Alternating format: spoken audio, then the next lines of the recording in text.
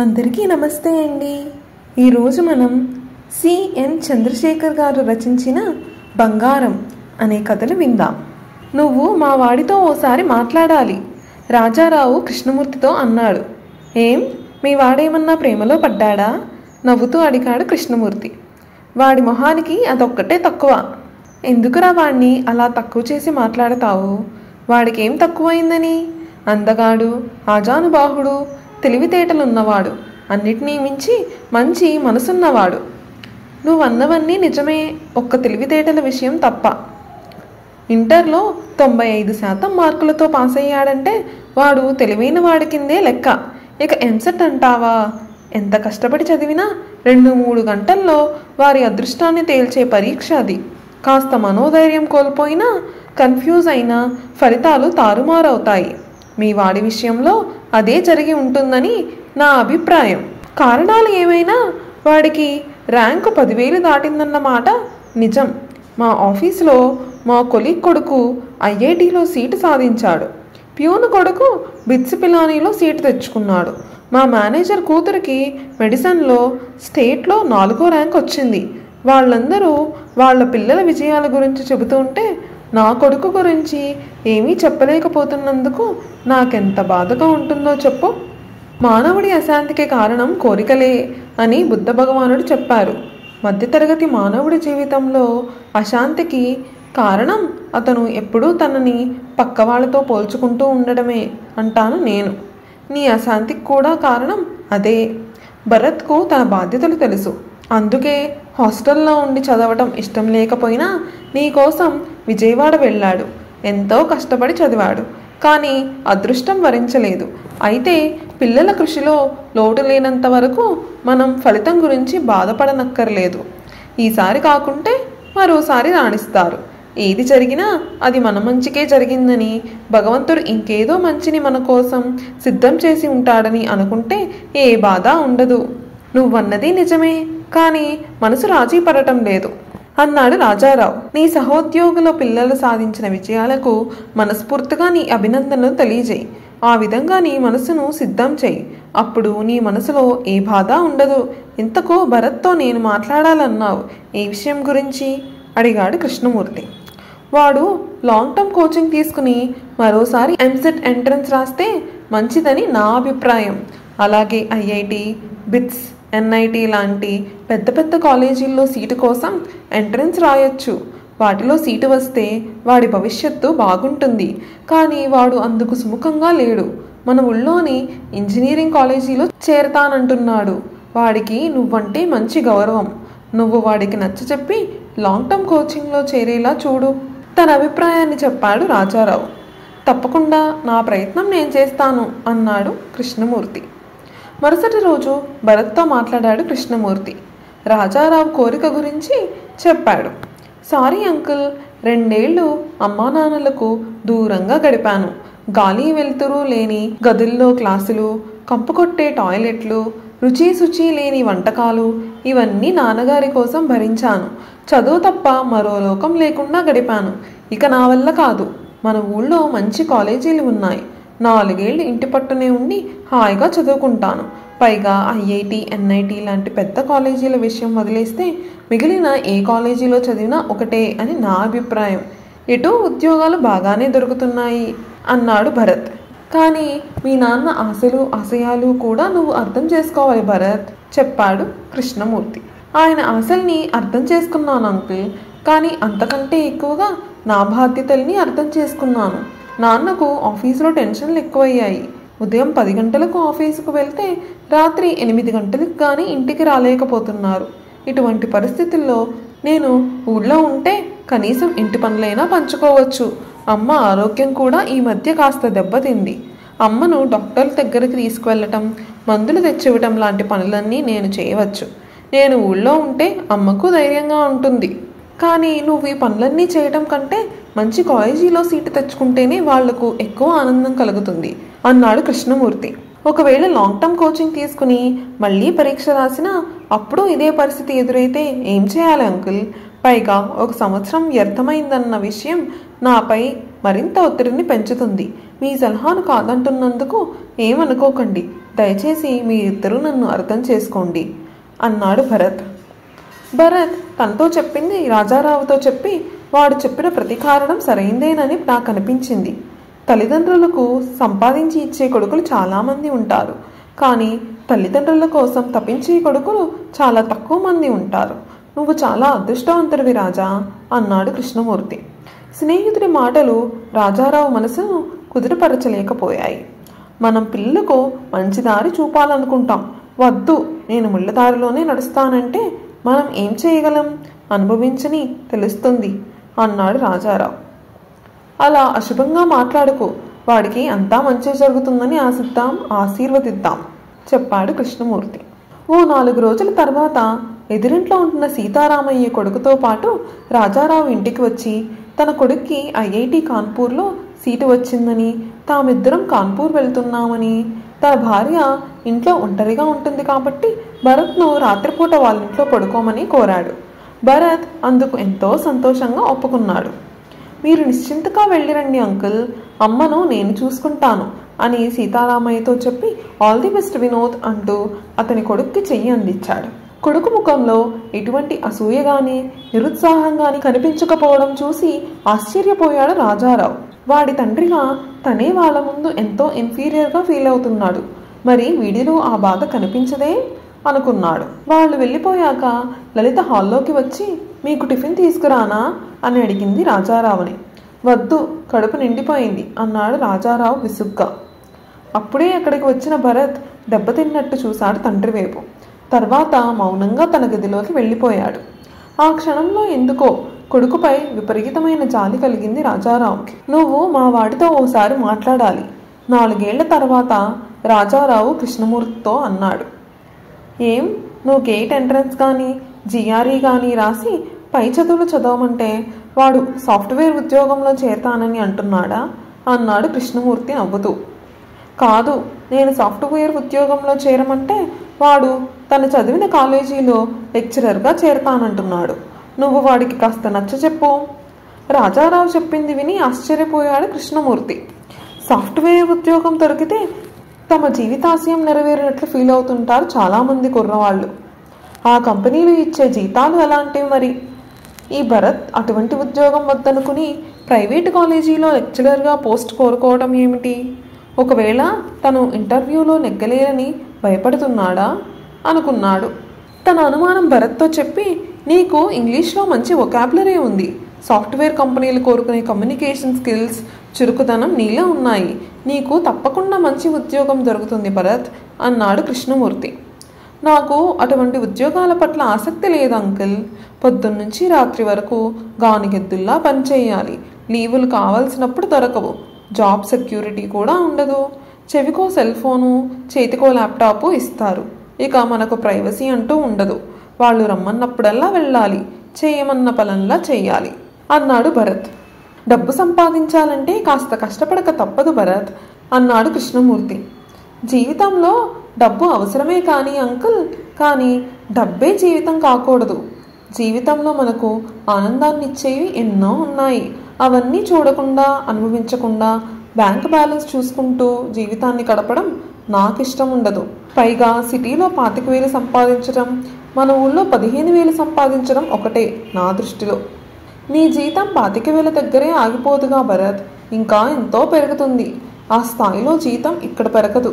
నువ్వు మన ఊరిలో ఇంజనీరింగ్ చదువుతానని చెప్పిన కారణాలు నాకు నచ్చి నిన్ను ఆ రోజు సమర్థించాను, కానీ ఈరోజు మాత్రం నువ్వు చేస్తున్నది తప్పని నాకు అనిపిస్తోంది. మంచి భవిష్యత్తును చేతులారా నాశనం చేసుకుంటున్నావని అనిపిస్తోంది.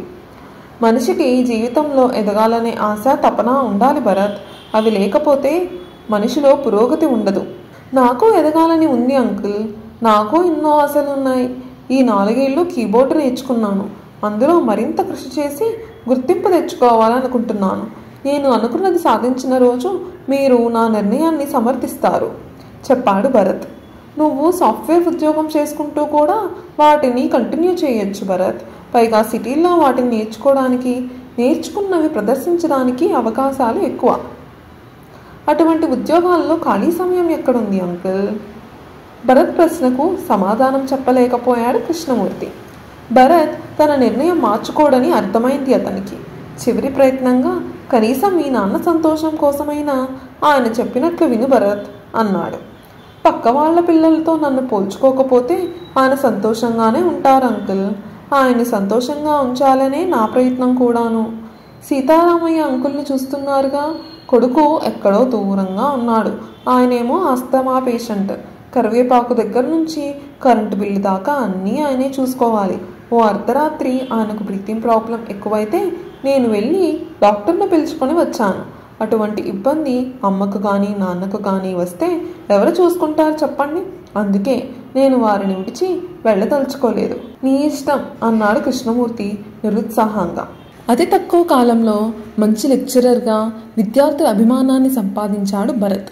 తన తోటి లెక్చరర్ వనిత అందం, మంచితనం, సంస్కారం అతనికి నచ్చి ఆమెను పెళ్లి చేసుకోవాలని అనుకున్నాడు. అతని ప్రపోజల్కు వనిత అంగీకరించింది. వారి పెళ్లికి ఇరువైపు పెద్దల నుంచి ఎటువంటి వ్యతిరేకత రాలేదు. వనిత వచ్చాక లలితకు ఇంటి పని బాగా తగ్గింది. కాలేజీకి వెళ్లేలోపు వనిత చాలా పనులు అందుకుంటుంది. ఎన్ని పనులున్నా చిరునవ్వుతో కనిపించడం, అత్తామామల్ని గౌరవించడం, ఇంటికి వచ్చిన అతిథులతో ఆప్యాయంగా మాట్లాడటం వల్ల బంధుమిత్రులందరికీ ఇష్టమైన వ్యక్తి అయింది. సాయంత్రాలు నలుగురు కలిసి గుళ్లకు, సినిమాలకు, ఫంక్షన్లకు వెళ్ళి వస్తున్నందువల్ల జీవితం హాయిగా సాగుతున్నట్టు అనిపించసాగింది రాజారావుకు. భరత్ ఓ సెకండ్ హ్యాండ్ మారుతి కారు కొన్నాడు. నలుగురు కలిసి వెళ్ళడానికి ఇబ్బంది లేకుండా పోయింది. సంవత్సరం తర్వాత రాజారావు రిటైర్ అయ్యాడు. మరో సంవత్సరం తర్వాత మనవడితో ఆడుకోసాగారు రాజారావు దంపతులు. వాళ్లకు కాలం గడిచేదే తెలిసేది కాదు. అనతి కాలంలోనే ఊళ్ళో ఉన్న బంధువులకు, స్నేహితులకు భరత్, వనిత చాలా దగ్గరయ్యారు. వారి మంచితనం, సేవా దృక్పథం వల్ల ఇంటికి వచ్చే అతిథుల సంఖ్య పెరిగింది. వచ్చిన వాళ్లంతా భరత్ను పొగుడుతుంటే ఎంతో గర్వంగా అనిపించేది లలితకు. అయితే భర్త కొడుకుతో ముక్తసరిగా మాట్లాడడం ఆమెను బాధించేది. సీతారామయ్య కొడుకు వినోద్ బీటెక్ తర్వాత అమెరికాలో ఎంఎస్ చేసి అక్కడే ఉద్యోగంలో చేరాడు. పెళ్లి కోసం ఇండియా వచ్చి తర్వాత భార్యను తీసుకుని అమెరికా వెళ్లిపోయాడు. కోడలు పురుడు సమయంలో సీతారామయ్య దంపతులు అమెరికా వెళ్లి 3 నెలలు ఉండి తిరిగి ఇండియా వచ్చేశారు. మనవరాలి ఫోటోలు ఇంటర్నెట్లో చూసుకుంటూ, కొడుకుతో ఫోన్లో మాట్లాడుకుంటూ వాళ్ళు కాలక్షేపం చేయసాగారు. ప్రతి చిన్న పనికి సీతారామయ్యే తిరుగుతూ ఉండేవాడు. భరత్ అవసర సమయాల్లో వారిని ఆదుకుంటూ ఉన్నాడు. ఓ రోజు కృష్ణమూర్తి రాజారావు ఇంటికి వచ్చాడు. పిచ్చాపాటి కబుర్లు చెప్పుకున్నాక ఎలా ఉంది జీవితం అని అడిగాడు స్నేహితుణ్ణి. హాయిగా ఉంది. భార్య, కొడుకు, కోడలు, మనవడు వీళ్ళే నా ప్రపంచం. ఇప్పుడు అద్భుతమైన ప్రపంచం ఇది అన్నాడు రాజారావు. నీ అద్భుత ప్రపంచంలో ఓ వింత కూడా ఉంది. ఏమిటి అన్నట్లు చూశాడు రాజారావు. తండ్రి తనయుడితో మాట్లాడకపోవడం. నేను వాడితో మాట్లాడుతున్నానే అని నువ్వు లోకాన్ని నమ్మించగలవేమో గాని నీ ప్రాణ స్నేహితుడిని నమ్మించలేవు. నువ్వు మనసు విప్పి వాడితో మాట్లాడడం లేదన్న విషయం నాకు తెలుసు. భరత్ ఎంత ఆనందంగా కనిపిస్తున్నా వాడి గుండెలో గూడు కట్టుకున్న విషాదాన్ని నేను చూడగలను. ఎప్పుడూ నవ్వుతూ కనిపించే ఆ కళ్ళ వెనుక కన్నీరు నాకు కనిపిస్తుంది. అంతా తెలిసిన వాడివి, నీకు నేను చెప్పేదేముంది అన్నాడు రాజారావు. నీ పద్ధతి మార్చుకో రాజా. వాడు నువ్వు కోరిన దారిలో నడవలేదు నిజమే, కానీ దారి తప్పలేదు. చక్కగా చదువుకుని ప్రయోజకుడయ్యాడు. తన అభిరుచులకు తగ్గట్టు తన జీవితాన్ని తీర్చిదిద్దుకున్నాడు.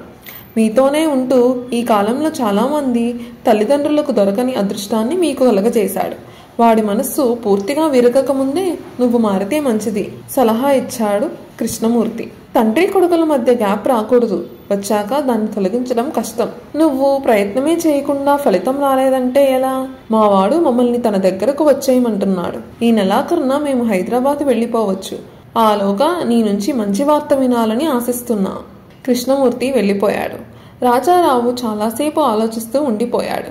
అయితే కృష్ణమూర్తి ఆశించిన మంచి వార్త అతనికి అందలేదు. కీబోర్డులో చాలా కృషి చేశాడు భరత్. ప్రతి శని ఆదివారాలు చెన్నై వెళ్లి మరింత ప్రావీణ్యం సంపాదించాడు. ఓ ఆర్కెస్ట్రా టీంలో జాయిన్ అయ్యి వారితో కలిసి చుట్టుపక్కల ఊళ్ళల్లో ప్రదర్శనలు ఇవ్వసాగాడు. ఓసారి తిరుపతికి వచ్చిన ఓ ప్రముఖ సినీ సంగీత దర్శకుణ్ణి కలిశాడు భరత్. భరత్ ప్రతిభ చూసి తన దగ్గరికి వచ్చేయమని, కీబోర్డ్ ప్లేయర్గా తాను అవకాశం ఇస్తానని చెప్పాడు. భరత్ ఎంతో సంతోషించాడు. విషయం విన్న లలిత, వనిత కూడా ఎంతో సంతోషించారు. అయితే రాజారావు మాత్రం ఉన్న ఉద్యోగం వదులుకుని రిస్క్ తీసుకోవడం మంచిది కాదని అభిప్రాయపడ్డారు. మీరు అంతగా ఆందోళన చెందాల్సిన అవసరం లేదు నాన్న. సంగీత రంగంలో ఎన్నో విప్లవాత్మక మార్పులు వచ్చాయి. అవకాశాలు బోలెడున్నాయి. సినిమాల్లో అవకాశాలు రాకపోతే టీవీ రంగం ఉంది. అది లేకపోయినా ప్రైవేటు ఆల్బమ్స్ చేసుకోవచ్చు. ప్రతిభా కృషి ఉంటే ఆ రంగంలో అవకాశాలకు కొదవలేదు. ఒకవేళ ఏది అచ్చి రాకపోతే మళ్ళీ ఈ లెక్చరర్ ఉద్యోగమే చేయొచ్చు. It is worth A try అంటూ తండ్రికి నచ్చజెప్పే ప్రయత్నం చేశాడు భరత్. నీ ఇష్టం, నువ్వు ఏ రోజు నా మాట విన్నావు గనక ఈ రోజు వినడానికి అన్నాడు రాజారావు వ్యంగ్యంగా. భరత్ బాధగా తండ్రి వైపు చూశాడు. తర్వాత, మీరు చెప్పినట్లే వింటాను నాన్న, ఈ ఆఫర్ను వదులుకుంటాను అన్నాడు. 2 రోజుల తర్వాత భరత్ పనిచేసే కాలేజీ ప్రిన్సిపల్ ఇంటికి వచ్చి రాజారావుతో, భరత్కు మంచి టాలెంట్ ఉందండి, అతన్ని హైదరాబాద్ పంపండి. హసీం లాంటి సంగీత దర్శకుడి దగ్గర పనిచేసే అవకాశం దొరకడం అదృష్టం. ఒకవేళ భరత్ ఆ రంగంలో ఫెయిల్ అయితే మళ్ళీ మా కాలేజీలోనే లెక్చరర్గా ఉద్యోగం ఇస్తాను అన్నాడు. ఇక రాజారావు ఒప్పుకున్నాడు. అత్తగారిని, మామగారిని నేను చూసుకుంటాను, మీరు నిశ్చింతగా వెళ్ళిరండి. పూర్తి ఏకాగ్రతతో సంగీతంపై ధ్యాస పెట్టండి. చిత్తశుద్ధితో మనం ఏ పని చేసినా అది విజయం అవుతుంది. మంచి మనిషికి భగవంతుడి సహాయం తప్పకుండా ఉంటుంది. చిన్న చిన్న అపజయాలను, అవమానాలను పట్టించుకోకుండా మీ కృషి మీరు చెయ్యండి. గుర్తింపు దానంతటా అదే వస్తుంది అంది వనిత రైల్వే స్టేషన్లో భర్తకు వీడ్కోలిస్తూ. హైదరాబాద్లో భరత్కు పరిస్థితి ఆశాజనకంగా కనిపించింది. 2 ఏళ్లు హషీం దగ్గర కీబోర్డ్ ఆపరేటర్గా పనిచేసి తర్వాత కొన్ని టీవీ సీరియల్స్కు సంగీతం అందించాడు. కొన్ని సినిమాలకు అసిస్టెంట్ మ్యూజిక్ డైరెక్టర్గా పనిచేశాడు. మరో 3 ఏళ్ల తర్వాత సినిమాలకు సొంతంగా సంగీతం అందించసాగాడు. హైదరాబాద్లో ఇల్లు కొన్నాడు భరత్. తల్లిదండ్రుల్ని తనతో పాటు హైదరాబాద్ వచ్చేయమని కోరాడు. వెళ్ళడానికి రాజారావుకు అహం అడ్డొచ్చింది. కొడుకు కోరికను తిరస్కరించాడు. లలిత ప్రోద్బలంతో కొడుకుతో పాటు హైదరాబాద్ చేరింది వనిత. ప్రతి పురుషుడి విజయం వెనుక ఓ స్త్రీ ఉంటుందంటారు. మరి మీ ఈ విజయం వెనుక ఎవరున్నారు? రాష్ట్ర ప్రభుత్వం నంది అవార్డులు ప్రకటించగానే రికార్డింగ్ థియేటర్లో ఉన్న భరత్ను చుట్టుముట్టిన టీవీ పత్రికా రిపోర్టర్లో ఒకతను భరత్ను అడిగాడు. నా విజయం వెనుక ఓ పురుషుడు ఉన్నారు. ఆయన మా నాన్నగారు. నేను ఐఐటీలో ఇంజనీరింగ్ చదవాలని, సాఫ్ట్వేర్ ఉద్యోగం చేసి అమెరికా వెళ్ళి రావాలని ఆశపడ్డారు. కానీ నా అభిరుచులు, ఆలోచనలు వేరుగా ఉండేవి. టెన్షన్లు లేని ఉద్యోగం చేయాలి, రోజు ఉదయం 4 మంచి పాటలు వినాలి, వారానికి ఒక మంచి సినిమా చూడాలి, మంచి పుస్తకం నెలకు ఒకటైనా చదవాలి, అమ్మా నాన్నలకు తోడుగా ఉండాలి, బంధువులకు, స్నేహితులకు అందుబాటులో ఉండాలి. ఇలా సాగేవి నా ఆలోచనలు. అయితే ఇరుగు పొరుగు పిల్లలతో నన్ను పోల్చుకుని మా నాన్న బాధపడడం చూశాక వాళ్ళందరికంటే భిన్నంగా ఏదైనా సాధించాలని, మా నాన్న నన్ను చూసి గర్వపడేలా ఏదైనా చెయ్యాలని నాకు అనిపించేది. మా నాన్నకు పాటలంటే ఇష్టం. ప్రతిరోజు ఉదయాన 1 గంట సేపైనా పాటలు వినడం ఆయన హాబీ. రోజు ఆ పాటలు వినటం వల్ల నాకు పాటలంటే ఇష్టం ఏర్పడింది. నేను విన్న పాటలను కొత్త ట్యూన్లో పాడేందుకు ప్రయత్నించేవాడిని. 4 ఏళ్లు బీటెక్ చేస్తూ కీబోర్డు నేర్చుకున్నాను. ఓసారి తిరుపతికి వచ్చిన ప్రముఖ సంగీత దర్శకులు మహమ్మద్ హషీం గారు నా టాలెంట్ చూసి నన్ను తన ట్రూప్లోకి ఆహ్వానించారు. ఆ తర్వాత జరిగింది మీకు తెలిసిందే. నాలో ఎదగాలన్న తపనను, ఏదైనా సాధించాలన్న కసిని నాకు కలిగించిన మా నాన్నగారికి ఈ నంది అవార్డును అంకితం ఇస్తున్నాను. టీవీలో కొడుకు ఇంటర్వ్యూ చూస్తున్న రాజారావు కళ్ళల్లో నీళ్లు తిరిగాయి. భార్య, ఇరుగు పొరుగు వాళ్ళు అభినందిస్తూ ఉంటే దుఃఖంతో ఏం మాట్లాడలేకపోయాడు. తర్వాత కృష్ణమూర్తి హైదరాబాద్ నుంచి ఫోన్ చేశాడు. కంగ్రాట్స్ రా, నీ కొడుకు నీకు అద్భుతమైన బహుమతి ఇచ్చాడు. నేను ఈ బహుమతికి అర్హుణ్ణి కాదు. వాడిలోని టాలెంట్ని నేను ఏనాడూ గుర్తించలేదు, ఎటువంటి ప్రోత్సాహాన్ని అందించలేదు.